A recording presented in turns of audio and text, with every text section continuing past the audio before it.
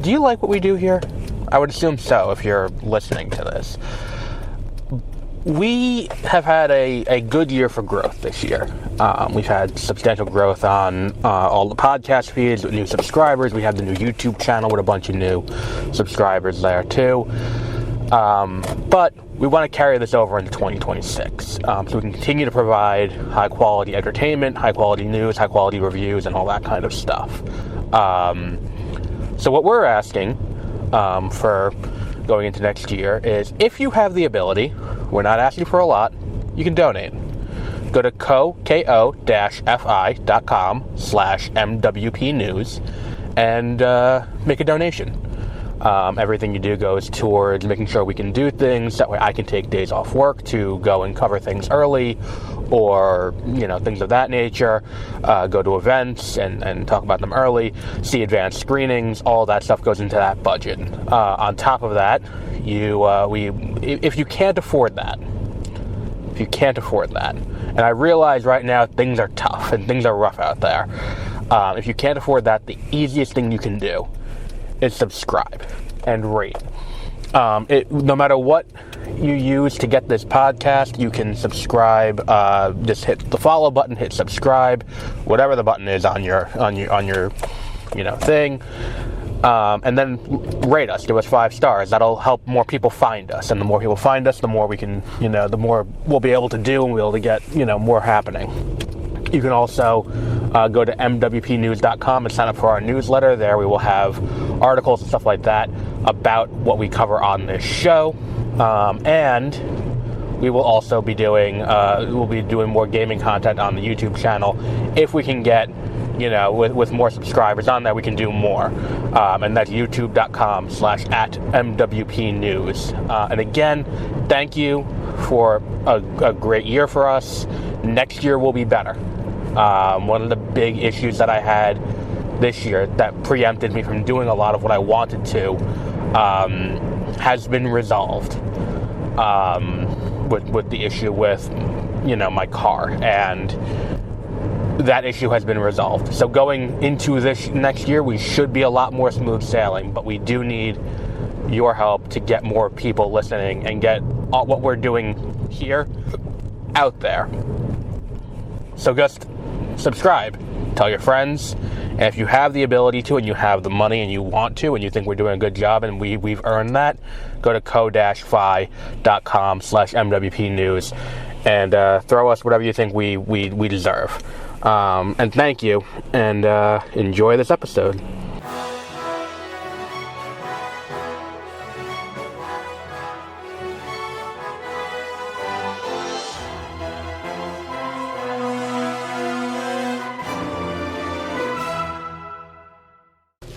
Good evening. Well, morning. I'm going to put it up for afternoon, evening, whenever I put this up.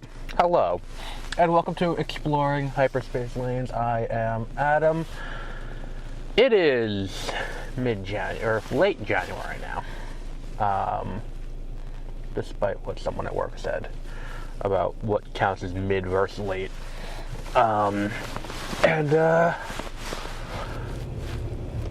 We have possibly 2 Star Wars shows slated for release this year. Not including, if they do, High Republic Adventures, that little kid show. Or the High Republic, whatever the fuck that show is, the Disney Junior show. Forgetting that, there is still 2 big Star Wars shows. We have the animated show and the live action show. We have Ahsoka coming later this year. And at some point, April 6th, we know now, we have Maul Shadow Lord, the new animated show. Stop me if you've heard this before. It's set right after Revenge of the Sith, and tells stories during that period between the prequels and the original trilogy. I know. Dave Filoni is really breaking new ground here with his new show. It's good to see him step outside the box and play with a character he hasn't played with to death, Darth Maul. I think that character is someone who definitely needs more time to be fleshed out. I don't think we've had enough of that yet. I also don't think we've done enough fleshing out of this period of the Empire as it's slowly starting to rise and convert from the Republic to the Empire. I think that, you know, these are all brand new things that it's great that Filoni is exploring. I'm here for this. I'm being sarcastic, of course. I was on the fence about this show because let's be honest, there's one thing with Maul that I'm interested in, and it's, ironically enough, what was set up during Solo, which is this idea that Darth Maul has become the leader of this thing, Crimson Dawn, and he is the leader of this vast criminal enterprise. And what does that mean for the universe? Because he's working with Quinlan Vos, I think his name was, Paul Bettany, and working for him is Kira, who is Emilia Clarke. And all of that said, it's like, oh, this could be kind of interesting. Like, what, you know, where could we be, you know, what could this be, and could this be, and where does this fit into the timeline? Because we know when Maul dies, and, you know, how does this work? Seeing the rise of him to that point without a culmination and fall from that point, though, is not interesting. Because ultimately, like, we've heard Sam Witwer talk about it at length, because Sam Witwer loves this character, and I'm not disparaging him for liking the character, but he has talked at length about the idea that, you know, he is Sisyphus of, you know, the Marvel universe. You know, the Star Wars universe. He is the person who is going to constantly be pushing the boulder up the hill, never get to the top, and the boulder's going to roll right back down to the bottom. He will never be able to have that success. So, with that in mind, why are we watching this show? The ultimate thing for Maul. Like, if you're going to do a show called Shadow Lord and all of that, like, we just saw what happens when you take this character who had this great mystique to them for decades, and this devout fan base, and you know, they really love, you know, filling out, because this character is kind of a blank slate. You can put whatever you want on them. And then you do a live action show about them forming a criminal enterprise, and it's just not good. That's kind of where we are on this. Where it's like, okay, so we're doing, you know, what's it called? So we're doing Darth Maul as a crime lord. Like, inherently the idea that we're doing something that we just did with the Book of Boba Fett is something that's going to rub me the wrong way to begin with. But the idea that we're going to do this in that way with, what's it called? With now spending time on, what's the word I'm looking for here? Spending time on trying to flesh this out.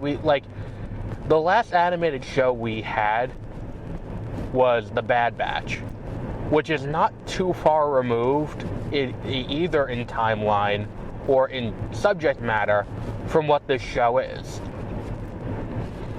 I don't know that this is something that I necessarily want or need or have any desire to ever watch. We'll watch it for this show, and we'll break down every episode every week, as we do with all Star Wars shows. This isn't an Andor situation, though, where, like, what are the odds that this becomes something that good? I don't think it can. Because, again, it's like we talked about this a little bit when we talked about Filoni taking over as the head of Lucasfilm. I think that he's good with what he does in his little silo, but the fact of the matter is, since he's been put in charge as CCO and now as studio head, I mean, we can't say since he's been in charge as studio head, he's been studio head for, I don't know, like a week. But since he's been in charge in that other role, have we seen him, you know, step outside the box and work outside this confine where it's like, you know, there's this very small period where there's already stuff around. And what it reminds me of, what Filoni as an entity reminds me of is Brian Herbert. And what do I mean by that? So, if you're like me and you've read Dune, you've read all of Dune, you're like, oh shit, that's that it's a great book, it's a great series, and Frank Herbert really had the juice here. Then his son takes over after he dies, and he writes a bunch of shit, and it's like the stuff of that we see him keep going back to recently. Like, we saw him do, like, Mentats of Dune, and we saw him do, like, what was the other one? Mentats and, Sisterhood of Dune, and, all of these things. Like, he's done all of these, things that are kind of close to Dune, or kind of farther away from the main storyline. And I think a lot of people didn't quite like that, and I think that's exemplified by the fact that, like, people who have read all the way through are just like, just skip Hunters and Sandworms. Those books are not great, and the book series really ends with, with Chapter House. Like, just that's a good stopping point. The issue with this is, like, if it is, this big, what's going on for here? This kind of big, thing where you're taking control of Lucasfilm from the beginning. Do I trust someone who has shown time and again, when given the option to do whatever he wants in the Star Wars universe, a desire to hang around the same small period? Is that the person I want running the entire thing? And the fact that this show is the one they're going with is kind of the indication of that. Like, coming off of the Clone Wars and Rebels and all this other stuff, with him as CCO, he basically had a blank check to be like, hey, let's do whatever the fuck we want anywhere in this timeline. And he keeps honing around the same group. And I get there's an appeal in writing characters and writing, I'm familiar with Maul, I know Maul, I'm familiar with this time period, I've really been fleshing it out, we've done a lot of work here, I get that, there's a comfort there. But if you're an individual writer, that's one thing. If you are running a franchise the size of Star Wars with a timeline that is as expansive, that goes over tens of thousands of years, you can't just hone around the same 30 years. Like, that's the issue here, is that it's like, from the beginning of the Skywalker saga to the end, it's like, what, 60 years? Maybe 70? Well, no, because it's 39 years between the original trilogy ends. The original trilogy is 2 years. Then it's 39. So that's 41. 42 years gets you from A New Hope to the end. 41 plus 19 is 50. 50 plus 12 gets you 62. Let's say 65. That sounds right. 65 years is what we're dealing with in terms of, like, this time period. And this thing goes back thousands of years. Like, you mean to tell me that Filoni, they're doing this whole High Republic publishing initiative, and they're doing a TV show, and they're doing all this stuff. He doesn't want to play in that sandbox. You get this is the thing that kind of makes me apprehensive about him as studio head. And I know this isn't a new announcement. This isn't like he was announced as studio head and then he's like, this is my first big thing I'm doing. Check it out. Like, it's not a tech demo. This is a show that was announced last year and it's been in development for quite some time. I get it. But this is something that was announced since he took over as CCO. And the idea that, like, you have this level of leeway to do whatever the fuck you want, and your move in this whole thing is, I'm going to do more stories set in the same period over and over again.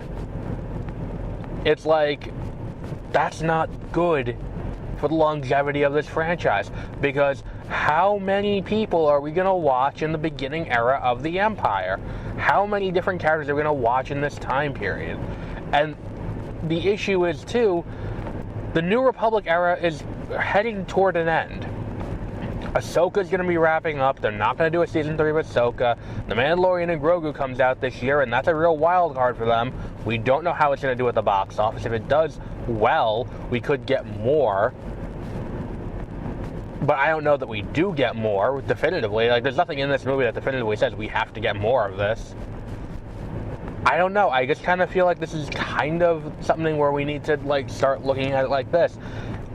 And if you're saying, like, oh, well, you weren't this critical of Kathleen Kennedy, it's like, it was a very different period at this point in her tenure. At this point in her tenure, she needed to just get episode 7 off the ground. Like, and we know that ended up poorly. But again, how much of that was her and how much of that was Bob Iger breathing down her neck and being like, hey, we need to get this done to show shareholder value. And this is just kind of indicative of what I've come to expect, and what, as someone who loves Star Wars, and watching the original Star Wars movies as a kid is a formative memory, and it's foundational. And reading the books and being that kid in school who was reading, books that were technically above their grade level, but it was Star Wars, so you were gonna, like, fucking plow your way through that shit, even if the words didn't make sense. Like, you're gonna figure that shit out. Like, that's the thing where it's like, you need to do something different with this.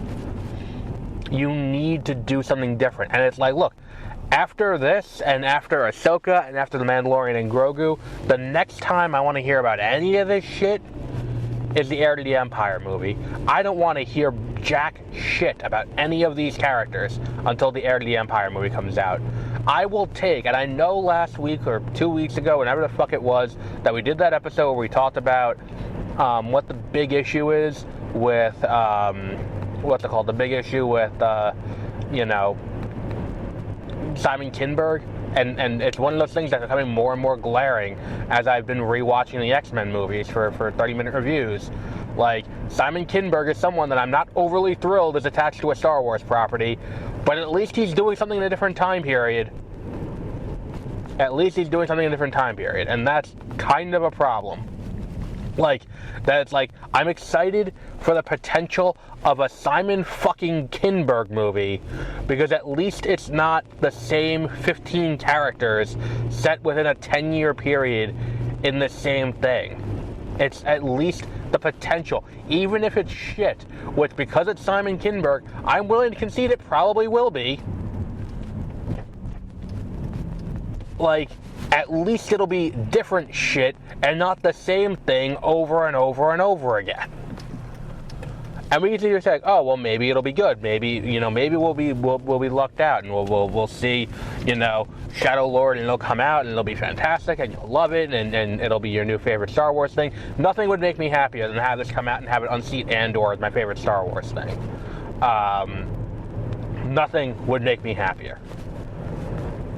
But we gotta do something fucking different. Anything different. Anything. Give me something. I'm not asking for a lot, I'm asking for something. Like, The Mandalorian was novel when it came out, but here's the thing, like, let's look at, in the streaming era, what Disney has done. They wrapped up the Clone Wars, which gave us, the end of the Clone Wars, which, again, one of my favorite things. Great.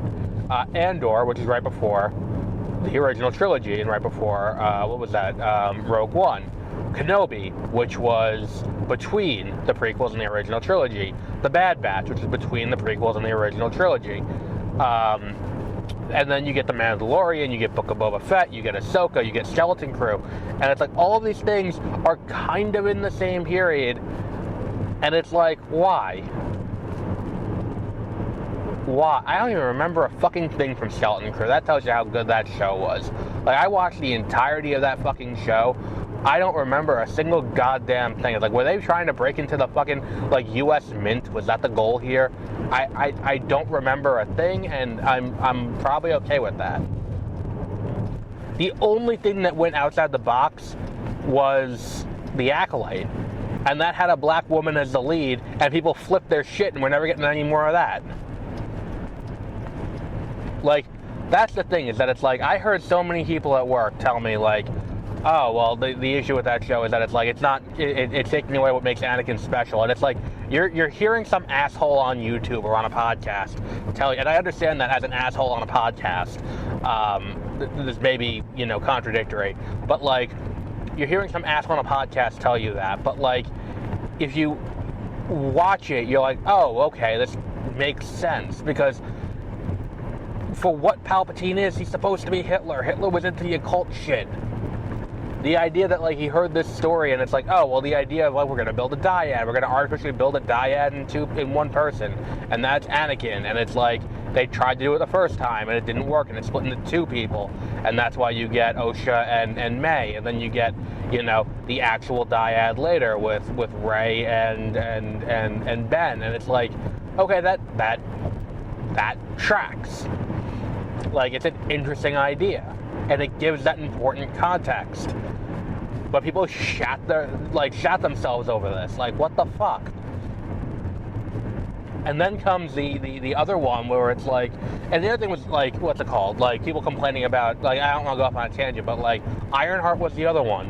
Where it's like, I didn't like love Ironheart every moment. I thought it was enjoyable enough. But the idea that Ironheart was disrespectful to Tony Stark so they weren't going to watch it, it's just bullshit. You're just looking for an excuse to be a racist and not watch a show with a black lead. Because, like, that's not even what that line is. Like, it's a fucking teenager trying to hype herself up. Like, I'm going to be bigger than Bill Gates and this person. And then using the rules of three, you list the fictional person, Tony Stark. And it's like, oh, okay, well, she's just trying to, do that. She's not disrespecting Tony. She's just, whatever. It is what it is. But here's the thing, is that it's like, we need Star Wars to take bigger risks, because that's, like, Star Wars is built on risk. Star Wars is not built on playing it safe. Like, the prequels, like, the original movie itself is a risk. It's expensive, it's a science fiction epic at a time where that wasn't a huge thing, and it comes out and it sets the world on fire, something totally different. Then Empire Strikes Back comes out, and that's a huge risk. Because it's like, sequels, getting a bigger budget than the original, in the 70s and 80s was not a thing. Like, the idea that we're going to do this big budget sequel, it's going to be, like, bigger than the original, and it's like, that was a giant financial risk.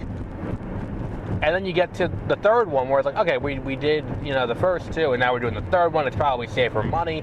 But they go out on a limb with the fucking teddy bears, and it's like, yeah, that's, it's like, it's a risk. Then you do the prequels, which were a giant risk. To do everything on the computers the way they did, and all of that.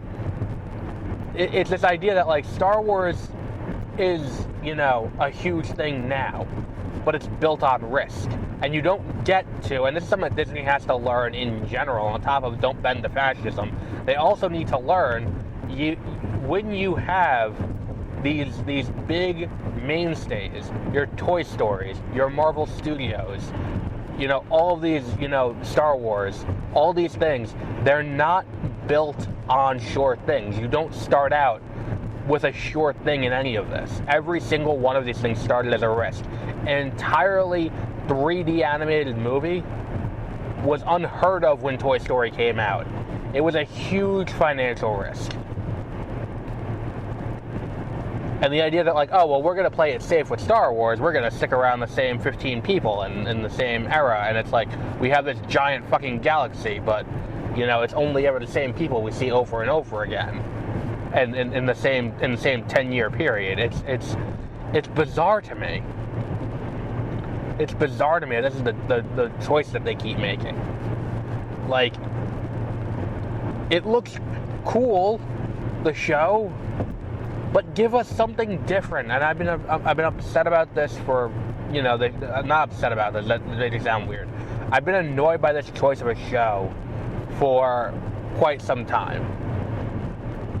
But just give us something different. Give us something new. Give us something unique. Give us something, different. Maybe Starfighter will be that thing. Maybe when we get Starfighter next year, that will be that thing. I don't know. Maybe that's what this will end up being. But for right now, it doesn't appear that that's going to be the case. Or it might be the case. We don't really have too much from that. All we know is that Tom Cruise filmed a lightsaber duel for the movie. Which is like, oh, there's a lightsaber duel in the movie. Cool. All we knew was that Ryan Gosling was in it. Cool. And Matt Smith is the bad guy, I think. I could be wrong about that. Cool. But let's see what happens there. And we will wrap up there for today. Our next episode will be whenever something new comes out or something new happens. Until then, have a great rest of your week.